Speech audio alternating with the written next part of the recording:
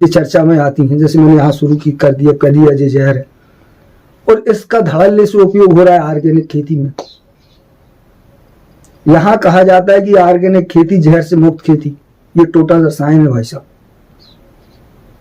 और इसका ऑर्गेनिक खेती में आप उपयोग करा रहे हैं। अगर इसका उपयोग नहीं कर रहे हैं, गलने बिगलने से बचो। मिट्टी में भी जिस बहुत ज्यादा मात्रा में फेंकेंगे तो नुकसान कर जाएगा। तो फोलियर स्प्रे में भी दिया जा सकता है, आप पत्तियों पे स्प्रे कर सकते हैं।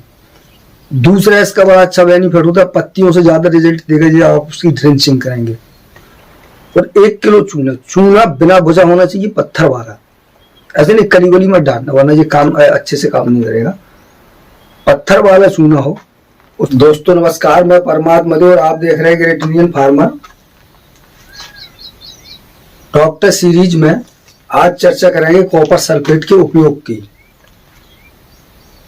इसकी कहाँ जरूरत है, क्या इसके नुकसान हैं, क्या इसके फायदे हैं, और इसे कब डालना चाहिए, किस फसल में कितना डालना चाहिए, कितनी इसकी उपयोगिता है, कितना हम इससे लाभ उठा सकते हैं, कितना अपने पैसे की इससे बचत कर सकते हैं, फसलों को इससे कितना बेनिफिट हो सकता है। ढेर सारी चर्चाएं होंगी इसमें।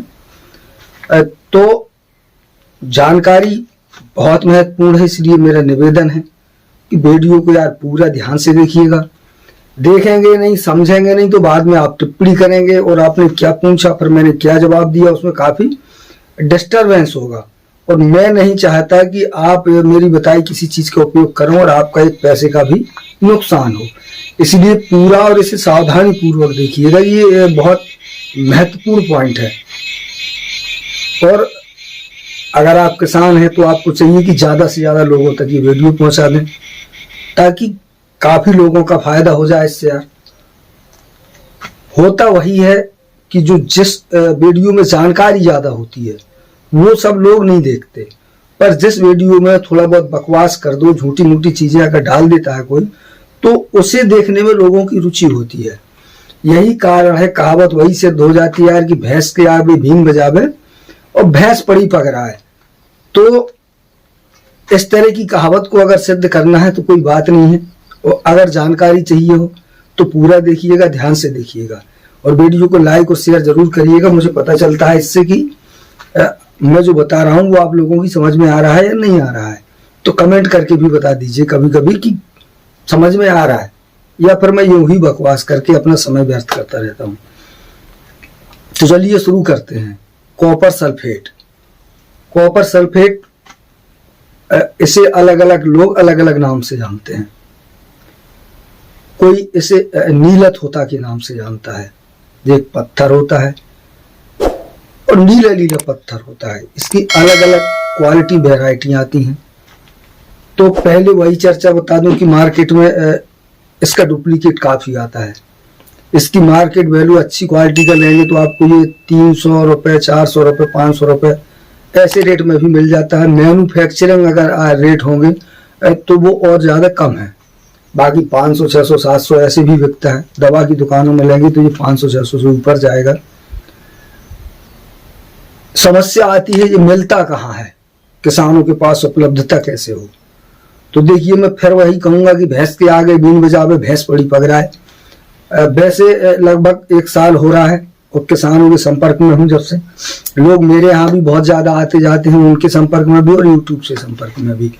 तो ये कहावत बहुत ज्यादा लगातार सिद्ध होती चली जा रही है कि भैंस के आगे बीन बजाओ, भैंस आराम से पड़ी मस्त है, पकड़ा रही है, खा रही है, सो रही है, उसे कोई फर्क नहीं पड़ रहा है। इसलिए मैं कह रहा था कि किसानों को चाहिए कि एफपीओ बनाए, मतलब फार्मर प्रोड्यूसर कंपनी बनाना चाहिए, किसान संगठन होना चाहिए। अगर ऐसा नहीं कर सकते हैं तो साधारण में कोई एक या किसी भी नाम से फर्म बना लीजिए, ठीक है। उस फर्म के नाम से अगर आप कोई माल मटेरियल मंगाते हैं तो ये बड़ी बड़ी मैन्युफैक्चरिंग कंपनियां होती हैं, आपको सस्ते रेट में चीजें उपलब्ध करा देंगी, बहुत सारी मात्रा में आ जाएगा। 1 किलो, 2 किलो, 5 किलो, 10 किलो मंगाएंगे, 3-4 गुना पैसा लगेगा। 100 रुपए किलो चीज मार्केट के मतलब होता है 400 रुपए, 500 रुपए किलो। ये एक दिमाग को घुमा देने वाली बातें होती हैं। और वरना फिर जैसा मेरे साथ होता रहा और आज भी हो रहा है वैसा आपके साथ होगा।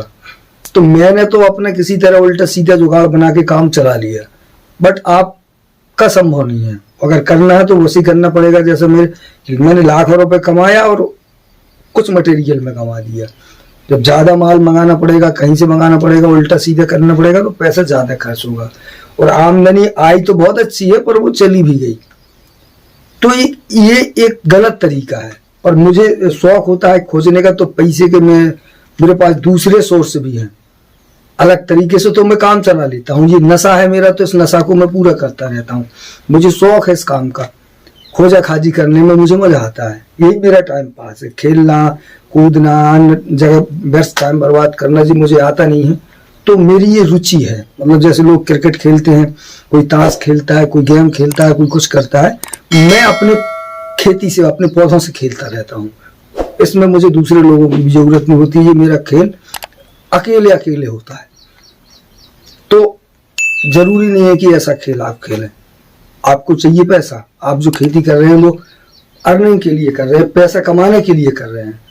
तो इसके लिए आप कैसे मंगाएंगे, तो आप ये समझ लीजिए कि इसके लिए आपको जरूरत है कि आप कुछ लोग इकट्ठा करें, कुछ किसानों को तैयार करें, 10, 5, 15, 20 किसान हो जाए।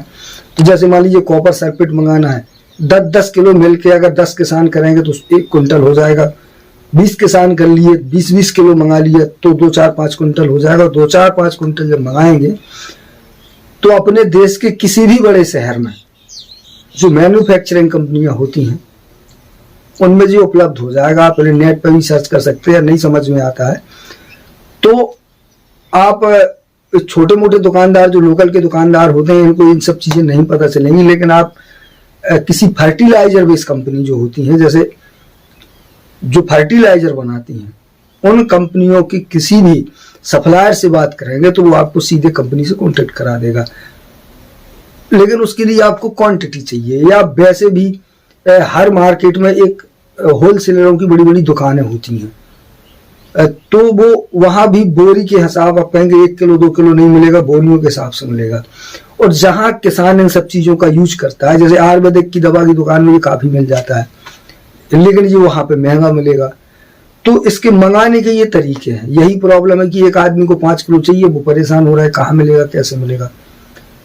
तो जब तक आप सिस्टम से काम नहीं करेंगे तो आप वीडियो देखते रहेंगे, सफलता नहीं मिलेगी। इसीलिए सिस्टम में आइएगा। और कुछ जानकारियां और एफपीओ के बारे में दे दूंगा, जो बकाया रह गई होंगी तो उसको देख लीजिएगा। चलिए इसके आगे बढ़ते हैं। ये तो हो गया मार्केट। अब देखिए, पहले समझ लीजिए इसके नुकसान, बाद में बताऊंगा फायदे। ये नुकसान भी करता है। देखिए, कॉपर एक खतरनाक जहर होता है, आर्सेनिक होता है, बहुत ज्यादा जहरीला होता है ये। तो अब ये देखिए, एक जो मैं हमेशा ऐसे कई चीजें होती हैं जो ऐसे चर्चा में आती हैं, जैसे मैंने यहाँ शुरू कर दिया ये जहर है, और इसका धड़ल्ले से उपयोग हो रहा है ऑर्गेनिक खेती में। यहां कहा जाता है कि ऑर्गेनिक खेती जहर से मुक्त खेती, ये टोटल रसायन है भाई साहब। और इसका ऑर्गेनिक खेती में आप उपयोग करा रहे हैं। अगर इसका उपयोग नहीं कर रहे हैं तो लाखों मर जाएंगे, घटते घटते ऑर्गेनिक खेती नहीं होगी। ठीक। दूसरी, जो सल्फर का उपयोग होता है वो भी ऑर्गेनिक खेती में इसी तरह होता है, तो वो भी ऐसे चल रहा है। बट ये अपनी अलग चर्चा है। तो ये जहरीला होता है, इसलिए जब भी इसका उपयोग करें तो शरीर में लगने से इसे ज्यादा से ज्यादा बचाएं, क्योंकि ये एकदम से असर नहीं दिखाएगा, लेकिन धीरे धीरे धीरे धीरे शरीर में जब कॉपर जाएगा तो ये कई तरह के उपद्रव पैदा कर सकता है, जहरीला होता है।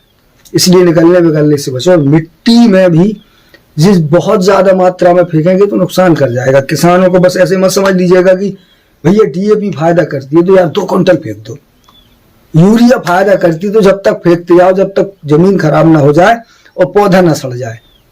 ऐसे नहीं किया जाता यार। जरूरत के हिसाब से जब काम करना सीखेंगे तब खेती में सफलता प्राप्त करेंगे। मुझे वीडियो की रैंक नहीं बढ़ानी है, आपको जानकारी देनी है, इसलिए ये चीजें बता रहा हूं। ये बारीकी होती हैं, तो इसे ढेर सारा उपयोग में नहीं करना है और बिना जरूरत के भी नहीं करना है कि जैसे आवश्यकता भी महसूस नहीं होती है तब भी हम दिए जा रहे हैं। तो इसकी भी जरूरत नहीं होती है।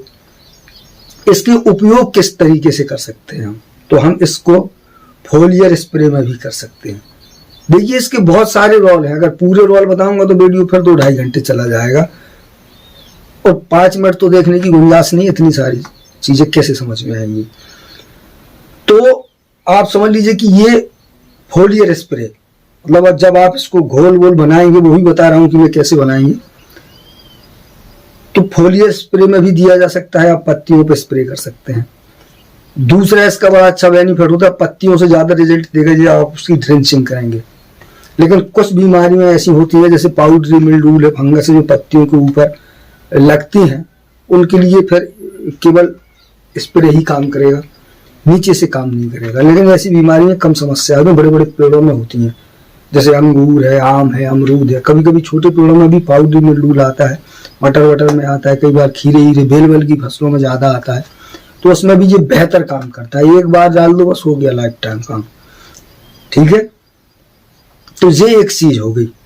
तीसरा इसका उपयोग है, जब हम खेत की तैयारी करते हैं, जुताई उताई करते हैं, उस समय आप इसको मिट्टी में डाल सकते हैं। पूरा देखते जाना, बीच में कहीं से पकड़ के कट करके भागे तो नुकसान करेंगे, इसलिए बता रहा हूं। तो जुताई करते समय डाल सकते हैं। जब हमने मिट्टी को समेटा, बेड कंप्लीट कर दिया, तो आप इसको बेड में डाल सकते हैं। तो ये तो हो गया उपयोग के तरीका। अब आप समझिए कि इसको उपयोग करते कैसे हैं जब ये काम करेगा। वैसे ये काम नहीं करेगा, वरना जैसे अगर आपने सीधे कॉपर सल्फेट डाल दिया काम नहीं करेगा, नुकसान करना शुरू कर देगा। तो इसको जब इसको उपयोगी बनाया जाता है, तो इसको उपयोगी बनाता है चूना। चूना में ढेर सारे ऑटोमेटिक तत्व होते हैं, वो एक अलग मैटर है, फिर वीडियो बढ़ जाएगा। तो सीधी सीधी बात करता हूं आपको, जो आपको कॉपर सल्फेट और चूना, मतलब आप उसे नीलत होता कह सकते हैं। जैसे 1 किलो आपने नीलत होता लिया और 1 किलो चूना, चूना बिना भुजा होना चाहिए, पत्थर वाला। ऐसे नहीं कली वली मत डालना, वरना ये काम अच्छे से काम नहीं करेगा। पत्थर वाला चूना हो तो आप एक बाल्टी पानी में आप इसको कॉपर सल्फेट को घोल लें। आपने इसको घोरा, दूसरी बाल्टी में आपको चूना को घोरा और बुझा दिया उसको, तो उसमें जो पत्थर वत्थर होगा, फिर उसको छान लीजिए। जब वो पूरा बिल करके कंप्लीट हो जाए तो उसकी कपड़े से छनाई कर लीजिएगा या इसकी छनाई कर लीजिएगा, दोनों की।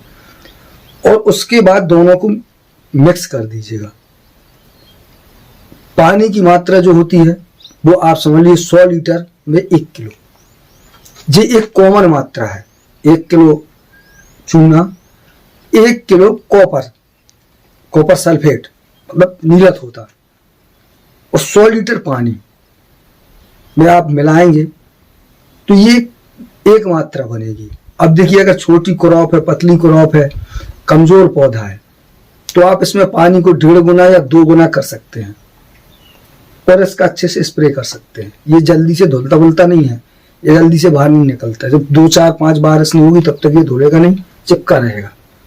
और सर्दियों में अगर कर देंगे तो लंबा रिजल्ट मारेगा। देखिए, ये जो वायरस होता है, जो लीफ कल वायरस होता है, उस पर भी ये बहुत अच्छा कंट्रोल करता है, क्योंकि ये जहरीला होता है।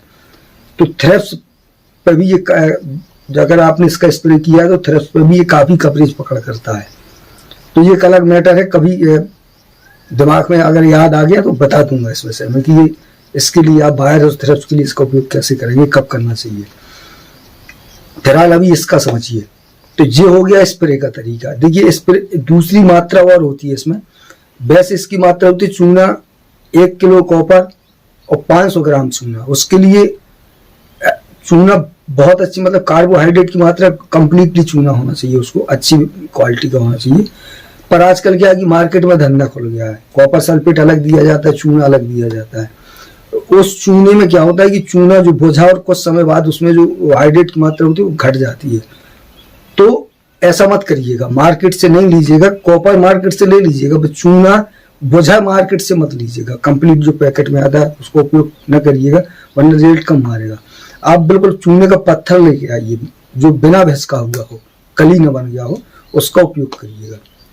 1 किलो कॉपर में आधा किलो चूना अच्छी क्वालिटी का होगा तब भी काम करेगा। तो देखिए, जब इसको मिलाइए तो इस तरफ यहाँ थोड़ा सावधानी बरतिएगा।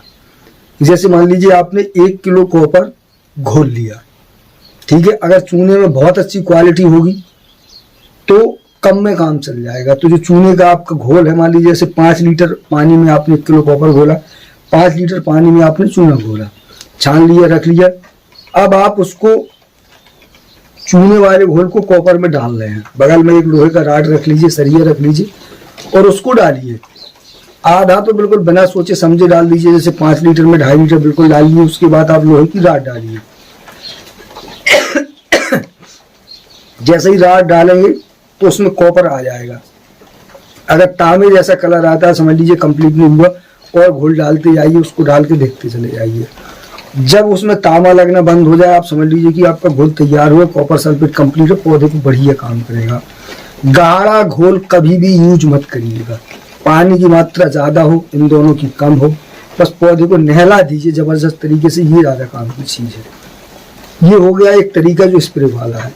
ड्रेंचिंग के लिए आप दोनों को 50-50 बिना सोचे समझे कर सकते हैं। 1 किलो चूना 1 किलो कॉपर 100 लीटर पानी में घोलिए और सीधे ड्रेंचिंग कर दीजिए, पर 100 लीटर पानी से बिल्कुल कम करिए, कम मत करिए, ज्यादा हो जाएगा तो बेटर होगा। और ऐसा नहीं कि 10-20 ग्राम की ड्रेंचिंग नहीं कीजिए, आप उसको तने को नहला सकते हैं। इतनी ड्रेंचिंग करिए कि जाके पूरी जड़ों भीग जाए, दाएं बाएं चला जाए। ये काफी लंबे समय तक, आज डाल रहे हैं तो ये 25-30 दिन, 1 महीने 1.5 महीने तक काम करेगा। तो जो आपकी जड़ों से संबंधित सारी बीमारियां, सड़न नड़न, करलोट फरलोट, बहुत सारी बीमारियों को काम करेगा। पूरी एक एक बताऊंगा तो फिर वीडियो लंबा होगा। तीसरा इसका उपयोग जो होता है वो आप इसको इस तरह से कर सकते हैं कि चूना और कॉपर सल्फेट दोनों को, देखिए यहाँ सावधानी का काम होता है। यहाँ 1 किलो कॉपर में आपको 2 से 3 किलो चूना मिलाना है, 2 किलो से कम बिल्कुल नहीं मिलाना है। कॉपर सल्फेट को कोशिश करिएगा कि बारीक टुकड़ों में करिएगा, पीस सकें तो पीस दीजिएगा, और यहाँ चूना को भी पीस दीजिएगा। वैसे ज़्यादा बढ़िया ये होगा कि आप कॉपर सल्फेट को पीसिए, चूना को टुकड़ों में करिए। किसी एक मिट्टी का बर्तन लीजिए, उसमें चूना डालिए, कॉपर डालिए, चूना डालिए, कॉपर डालिए, चूना डालिए, कॉपर डालिए, कुछ समय तक रखा रहने दीजिए उसको। फिर वो गरम आराम होगा, ठंडा वंडा होगा तो उसकी प्रक्रिया हो जाने दीजिए। आराम से किसी उसमें पॉलीथीन में कोई लीजिए, बिल्कुल ठंडा, 1 आध दिन उसको पड़ा रहने दीजिए। मिक्सिंग हो गया, आप सीधे खेत में फेंक देंगे, जल्दी काम करेगा। अगर आपको ऐसा नहीं करना तो दोनों को थोड़ा बारीक टुकड़ों में कर लीजिएगा। और चूने की मात्रा हमेशा 2 से 2.5 गुना या 3 गुना रखिएगा। मतलब 1 किलो में 2 किलो तो कंपलसरी करिएगा, 2.5 गुना कर लेंगे तो ज़्यादा तो भी नुकसान नहीं करेगा। क्योंकि मिट्टी में दोनों को मिलना नहीं है आसानी से, कहीं कॉपर गिर गया, कहीं चूना गिर गया, तो जब उसमें पानी जाएगा दोनों आपस में घुलेंगे, मिट्टी में क्रिया करेंगे, धीरे धीरे टाइम लगेगा। ये कॉपर की पूर्ति करेगा। इसका उपयोग ज़्यादातर बड़े बड़े पेड़ों में, बड़े बड़े भागों में करना चाहिए। बेहतर रिजल्ट के लिए आप इसको दोनों को घोल घाल के क्रिया करके करेंगे तो ज़्यादा रिजल्ट आएगा। ज़्यादा मात्रा में इसका यूज मत करिएगा। जैसे एक बार ड्रेंचिंग पौधा जैसे आपने ट्रांसप्लांट किया तो पहले ही इसकी ड्रेंचिंग मत कर दीजिएगा। ट्रांसप्लांट करते समय इसको बिल्कुल सीधे मत डालिएगा, उसमें कॉपर COC का उपयोग करिएगा। क्योंकि अगर जरा सी, ऐसा नहीं है किया नहीं जा सकता, किया जा सकता है, तो अगर आप करना चाहते हैं तो बहुत सावधानी से करिएगा। पहले 2-4-10 प्लांट डालिए, घोल को पतला करिए, फिर डालिए, फिर उसका रिजल्ट देखिए। फिर मतलब जैसे आपने 50-100 पौधे लगाए हैं तो आपने 1-1 किलो का घोल बनाया 100 लीटर पानी में, उसके बाद आप सीधा घोल डाल रहे हैं 10 पौधों में, कुछ में और ज्यादा पानी मिला रहे हैं, कुछ में और मिला रहे हैं, कुछ में और मिला रहे हैं। उस तरह से करिएगा और नोटिस करिएगा कि कौन से घोल ने ज्यादा बेहतर परफॉर्मेंस किया। अगर ऐसा करेंगे तो ठीक है, वरना अगर सीधा डालेंगे तो नुकसान कर जाएगा। इसके लिए कह रहा हूँ कि पहली बार सीधा COC का घोल करिएगा, पौधे को मजबूत होने दीजिएगा। 25 से 30 दिन के बाद ही इसकी ड्रेंचिंग करिएगा। अगर इसकी ड्रेंचिंग आप एक बार कर देते हैं तो समझ लीजिए बेल वर्गी फसलें एक बार में ही काम पूरा रिजल्ट काम कर जाएंगे, आखिरी तक हार्वेस्टिंग हो जाएगी। टमाटर है, मिर्च है, बैगन है, तो ये लंबी फसलें हैं, मतलब ये 2-3 महीने, 6 महीने, 8 महीने ऐसी चलती हैं। तो आप यह समझ लीजिए इनके लिए आप 45 दिन 50 दिन में एक ड्रेंचिंग अगर करते जाएंगे तो आपकी जड़ों से संबंधित सारी बीमारियां यहाँ दूर होंगी। ऊपर फंगस से संबंधित बहुत सारी बीमारियों पर कंट्रोल करेगा। वीडियो काफी लंबा होगा और अगर और डिटेल जानकारी दूंगा तो फिर ज़्यादा चला जाएगा, इसीलिए इसको अभी यहीं पर रोकता हूँ। और अगर कोई बात समझ में ना आई हो, ज़्यादा डिटेल चाहिए हो, तो एक आध वीडियो फिर इस पर और दे दूंगा। फिलहाल आप लोग समझदार हैं, काफ़ी चीज़ें समझ गए होंगे। तो मिलते हैं अगले वीडियो में। और यार वीडियो को शेयर ज़रूर करिएगा ताकि ज़्यादा लोगों को जानकारी पहुँचे, किसान का लुट ना बचे। किसान है, किसान के लिए अगर काम नहीं करेंगे तो सफलता अच्छी नहीं मिलेगी। मिलते हैं अगले वीडियो में।